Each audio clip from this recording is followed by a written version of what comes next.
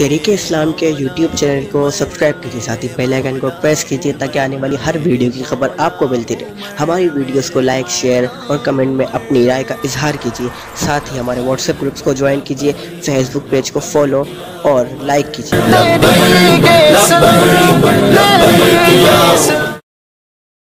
ایک بات پہ حملہ کرتا ہے لیکن جان سے نہیں مارتا، کچھ نہیں کرتا، صرف اعتراض کرتا ہے کہ آپ ٹیڑھے بیٹھے ہو، سیدھے ہو کے بیٹھ جاؤ، آپ نے یہ بات کہی، یہ نہیں ہے، یہ ایسا ہے، بحث کر رہا ہے، وہ بھی قابل قبول ہے، وہ بھی، لیکن جو ڈائریکٹ عزت پر ہاتھ ڈال رہا ہے۔ اس طرح دو بڑے فرقے اسلام میں ہیں، رافضی اور خارجی۔ کون سے؟ رافضی اور خارجی۔ خارجی وہ ہیں جن کو ہم کہتے ہیں وہابی دیوبندی، ایک کفر پر ہے، ایک کفر پر ہی تھے وہ، آج تک بھی ایک کفر پر ہے۔ ہم پر بحث کرتے ہیں، ہم سے کیا کرتے ہیں؟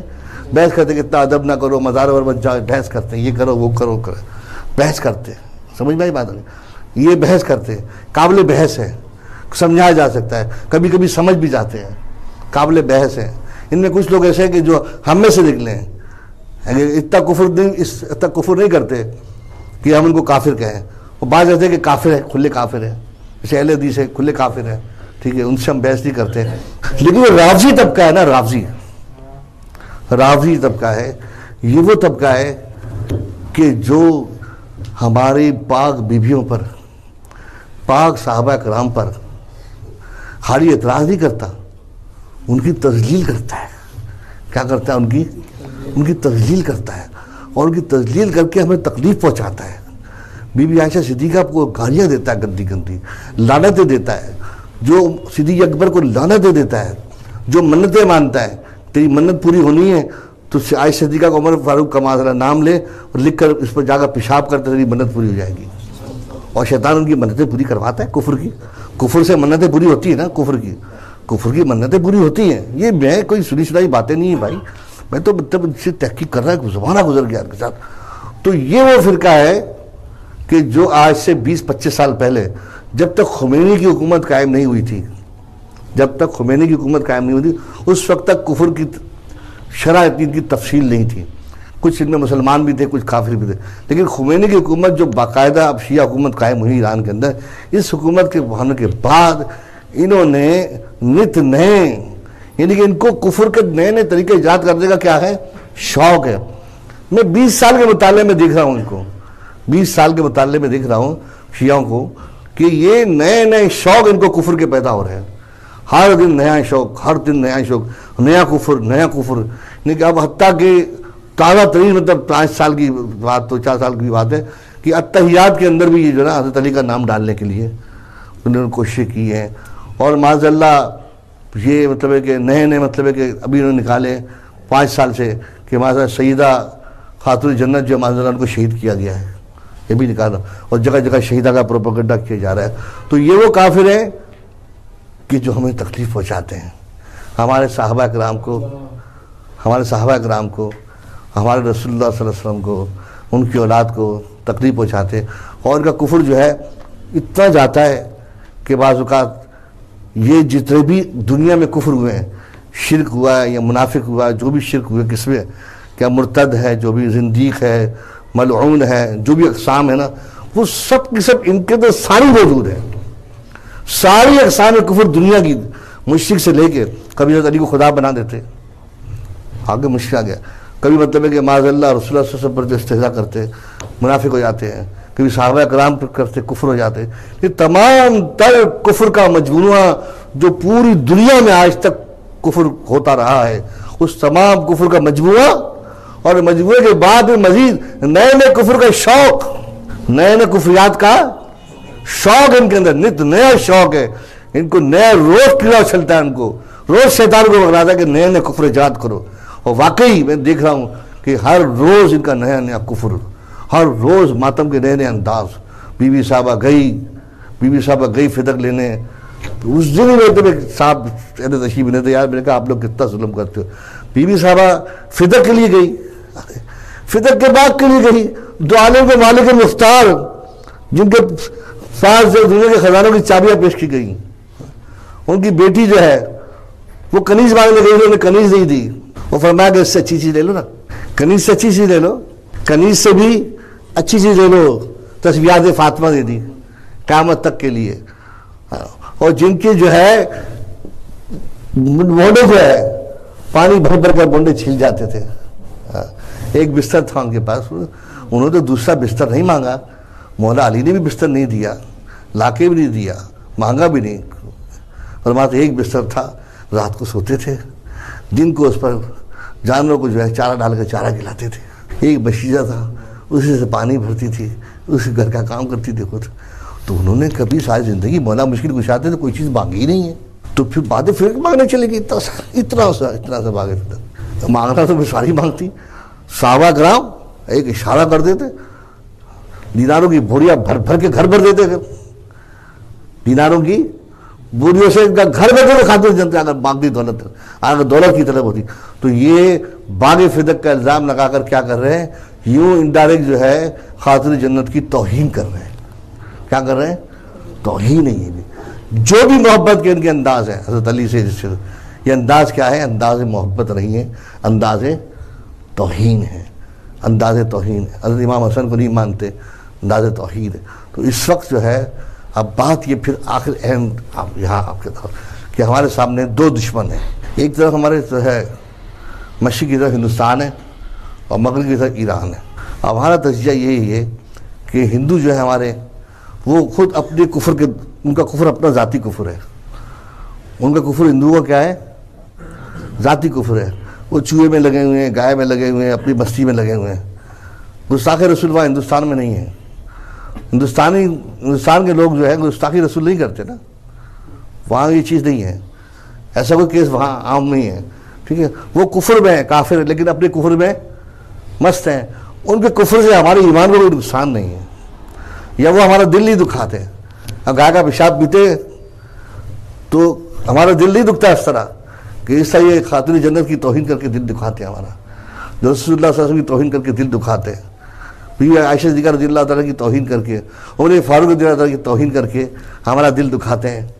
وہ کافر سے دل دکھاتے ہیں؟ نہیں دکھاتے. پھر دوسری بات یہ کہ اس وقت سرحد اتنی بڑی ہے انڈیا کی ہماری کہ وہ جاسوسی کے راستے مسلمانوں کو، پاکستان کو نقصان پہنچانے کے جتنے راستے تھے نا، وہ سب کے سب راستے جو کیا ہوئے، تقریباً مفلوج ہو گئے، متروک ہو گئے، بند ہو چکے ہیں. اب وہاں سے کیونکہ اب MQM بھی ختم ہو گئی ہے اور لسانی تنظیم بھی ختم ہو گئی ہے. جو نقصان پہنچانا تھا پہنچا دیا. کس کو پہنچایا؟ خود MQM والے مہاجرین کو نقصان پہنچایا انہوں نے، خود اپنا نقصان کیا ہم نے. اب کیا ہوا کہ یہ راستے بند ہونے کے بعد انہوں نے نئے راستے اختیار کیے. وہ نیا راستہ کون سے؟ ایران کا راستہ ہے. ایران سے قوم پرستوں کو، پٹھانوں کو، بلوچوں کو اس طرح جگہ جگہ کر انڈیا جو ہے بھرپور جو ہے طریقے سے انویسٹمنٹ کر کے، اور یہ چائنا کا راستہ روکنے کے لیے، گوادر کا راستہ روکنے کے لیے، پاکستان کو نقصان پہنچانے کے لیے یوں ایران سے آ کر جو ہے ہمیں تباہ برباد، کیونکہ اس پہ ایران کا اپنا مفاد بھی ہے کہ گوادر ہوگا تو ایران کو نقصان ہوگا، دیگر تمام معاملات کے اندر اس کے بہت سارے نقصانات ہیں. تو یوں ایران کے راستے سے اہل تشیع کو استعمال کر کے پاکستان کو تباہ کیا جا رہا ہے. اور یہ واقعہ ہوا یہ اس کا حصہ ہے. بہت بڑا مطلب ہے کہ مجرم مارے گئے. عوام کو جو بتایا گیا وہ کچھ اور ہے، اندر سے بات کچھ اور ہے. تو یہ بتانا یہی چاہ رہا تھا کہ ان کا جو ہے کفر جو ہے وہ سب سے بدترین کفر ہے. ہندو جو ہے وہ ہزاروں سال سے گائے کی پوجا کر رہے ہیں، گائے کی پوجا میں لگے ہوئے ہیں، پیشاب پی رہے، پیشاب میں لگے ہوئے ہیں.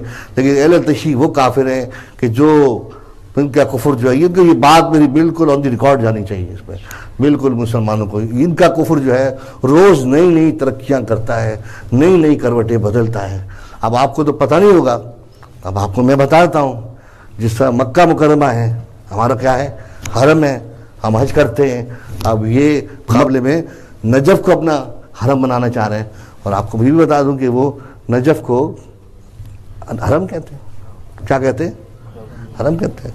ہمارے 50 لاکھ حاجی اگر جمع ہوتے ہیں تو وہاں 1 کروڑ کا دعویٰ کرتے ہیں کہ 10 محرم کو 1 کروڑ جمع کرتے ہیں. تو اس طرح ایک اپنا یعنی کہ حج بھی الگ کرنے کا یہ کر رہے ہیں، سب کچھ الگ کر رہے ہیں. نہ مدینے کو مانتے ہیں، نہ مکے کو مانتے ہیں. ہر دن ہر رات ان کی ایک نئی نئی شرارتیں. کفر کے کیا ہے، یہ لوگ شوقین ہیں. یہ یوں سمجھو کہ وہابی کا ایک ڈبہ بنا نا، وہابی کا ڈبہ، اس پہ کفر ڈالو، پرچی کفر ڈالو. وہاں پہ نکالو گے تو کتنے کفر نکلے گا؟ ایک ہی کفر نکلے گا. ایک ڈبے میں ڈالو نا وہابی کو، نکالو کتنا کفر نکلے گا؟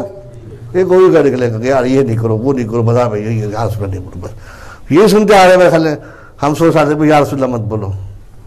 دوسرا جھگڑا تو نہیں ہوا نا صلی اللہ علیہ وسلم، بس یہی ہے نا. لیکن ادھر تو کم بخت نت رہے گا، ایک کافر ڈالو واپس نکالو تو پھر او ہو شیطان کیا تو کفر کے ہم باہر نکلیں گے ایک ایک حضرت شیعہ سے. کیا لکھیں گے؟ کفر کے ہم باہر نکلیں گے. اب مسئلہ یہ کہ اب خیر بات کی طرف آ رہا ہوں کہ ایسے لوگوں سے کہ جن پر کفر کا حکم لگا ہو، ان سے عام مسلمان کو بحث مباحثہ نہیں کرنا چاہیے. علماء کو بھی ان سے بحث مباحثہ نہیں کرنا چاہیے، بلکہ ان کو حکم سنا جا، حکم لگ جائے وہاں بحث نہیں ہوتی. جس پر شریعت کا حکم لگ جائے نا کہ یہ کافر ہے یہ وہ، اس پر بحث نہیں ہوتی. جس کے بارے میں لوگ گواہی دیتے کہ یہ صاحب ایمان ہے، اس پر ایمان کا حکم ہے، مسلمان ہے، اس سے بحث تھوڑی کرو گے ایمان کے بارے. جس پر منافق کا حکم لگ جائے کہ منافق ہے، اب اس سے بحث نہیں کرنی. علماء نے کی تھی وہ کر لی اس سے. جس کے بارے میں حکم لگ جائے اس سے بحث نہیں کی جاتی. اب ہمارے عقیدے کے نزدیک ہم نے تحقیق جو کی ہے، وہ پہلے جو اہل تشیع مطلقاً کافر نہیں تھے، سارے اہل تشیع کافر نہیں تھے، کچھ مسلمان بھی تھے کچھ. اب جو موجودہ حالات کے تحت یہ کھلے مطلب بالکل کافر ہے، اور دجال کے ساتھ ان کا خروج ہوگا. کا خروج دجال کے ساتھ ہوگا. اور انہوں نے گیم بھی ایسا کھیلا کہ ایران کی جو ریاست ہے، اسلامی ریاست جو کہتے ہیں، یہ اسرائیل کی بنائی ہوئی مسئلے کی بات بتاؤں. انہوں نے اسرائیل میں کیا کیا ہے؟ ہدف دیا ہے. کس کو؟ فرانس کو. اور فرانس سے ہدف دیا خمینی کو. خمینی کربلا میں رہتا تھا، وہاں کا امام تھا، عراق میں تھا، وہاں سے بغاوت کر کے گیا ہے، وہاں پلا پڑا ہے. اس کے بعد یہاں کا جو رضا پہلوی کو اس نے اتارا ہے اور سارا یہ ہوا ہے، بڑا گیم ہوا ہے. اس کے بعد یہ ریاست بنی ہے. یہ آثار قیامت کا، آثار قیامت میں جو تباہیاں ہونی ہیں، مسلمانوں میں جو کفر پھیلنا ہے، اس سارا کا سارا پھیلاوا اور ساری کی ساری تبدیلی اور ساری کی ساری تباہی جو ہے وہ اہل تشیع کے ہاتھوں ہوگی، وہ اس میں اعلی کار ہوں گے. لہٰذا اب ہم تو ایسی بات ہے کہ ہم تو حکم لگاتے ہیں اس پر، علماء ہمارے، کہ کفر کا حکم، ان سے بحث وباحث سے مت کرو، ان سے بات کرو، ان کو مسلمان کرنے کی کوشش بھی مت کرو. وہ علماء کریں گے تو ہم اس کو قطعی کافر سمجھیں گے، اور ان سے کبھی بھی بحث مت کرنا، ان کو کافر کافر سمجھ، بحث مت کرنا. اللہ تبارک و تعالیٰ، یہ اقسام کفر ہے، یہ اقسام. اب سمجھ میں آ گیا کہ اقسام کفر یا نہیں سمجھ میں آیا؟ اس طرح اقسام ایمان بھی ہیں. صدیق اکبر کا ایمان حدیث سے ثابت، اقسام حدیث ثابت. رسول اللہ صلی اللہ علیہ وسلم فرماتے ہیں کہ صدیق جیسا ایمان کسی کا نہیں. ارشاد فرماتے ہیں میں نے جب اعلان نبوت کیا، نبوت پیش کی، سب کو تسلسل سے پایا. یہ سوچنے لگے ایمان لائے نہ لائے نا، علاوہ صدیق اکبر کے، علاوہ فوراً بے چین تھے، منتظر تھے، منتظر. باقی ایمان لائے پھر سوچ ایمان لائے ایمان. لیکن صدیق اکبر وہ ہیں کہ جنہوں نے بغیر سوچے سمجھے، بغیر تذبذب کے ایمان. اور اسلام پر وہ، اور کہاں خاتون جنت کا مرتبہ یار، عورت ذات ہے، وہ کہاں صدیق اکبر کا مرتبہ؟ ملاتے بھی شرم آنی چاہیے یار. صدیق اکبر کا مرتبہ تمام انبیاء میں، تمام انبیاء صلی اللہ علیہ وسلم کے بعد ان کا مرتبہ، ہر جنت کا دروازہ ان کو بلائے. اور رسول اللہ صلی اللہ علیہ وسلم فرماتے کہ میں نے سب کا حق ادا کر دیا. جس سے اسلام پر جو احسان کیا میں نے سب کا حق ادا کیا، علاوہ صدیق اکبر کے. اس کا حق اللہ ہی ادا کرے گا. یہ ختم ہو گئی بات ہے. پھر اپنے ہاتھ سے ہاتھ پکڑ کر، صدیق اکبر ہاتھ پکڑ کر اور اپنی جگہ مسلح پر خلافت پر کھڑا کر دیا. اور پھر حتیٰ کہ صدیق اکبر نے نماز پڑھائی اور رسول اللہ صلی اللہ علیہ وسلم سے نماز ہی پڑھی پیچھے. صدیق اکبر نماز کئی دفعہ پڑھائی، نماز انہوں نے رسول اللہ صلی اللہ علیہ وسلم کو کھڑا کیا. تو یہ پرفیکٹ بات ہے، اس میں کوئی شک نہیں ہے. صدیق اکبر کا دل دکھائے گا تو پھر وہ ظاہری بات ہے کہ ہمارا دل بھی دکھے گا، ہے نا. جو فاروق اعظم رضی اللہ عنہ کا دل دکھائے گا ہمارا دل بھی دکھے گا. جو بھی عائشہ صدیقہ رضی اللہ عنہ کا دل دکھائے گا، اہل بیت کا دل دکھائے گا ہمارا. تو یہ سمجھو کہ امام حسن کو نہیں مانتے، امام حسین کو مانتے، ہے نا. اہل بیت کو مانتے، اچھے اہل بیت ہیں بھائی کو مانتے. ہمارے غوث پاک نجیب الطرفین ہے، ہستی حسینی ہے، ان کو نہیں مانتے. نہیں، جس کو چاہے مانو، جس کو چاہے نہ مانو. یہ مطلب کفر کی انتہا ہے. اللہ اس کفر سے بچائے. حالات ایسے میں نے کہا جن میں تذکرہ کر دوں. یہ حکومت جو ہے ان کو اتنا ٹھنڈا کر رہی ہے، ان پر بہت بڑا ہاتھ پڑا ہے الحمدللہ. اللہ تبارک و تعالیٰ جو کرم فرمائے، رحم فرمائے مسلمانوں پر. وما علینا الا البلاغ المبین. میرے مولا عمر، میرے مولا عمر، میرے مولا عمر، میرے مولا عمر. لبیک لبیک لبیک یا عمر.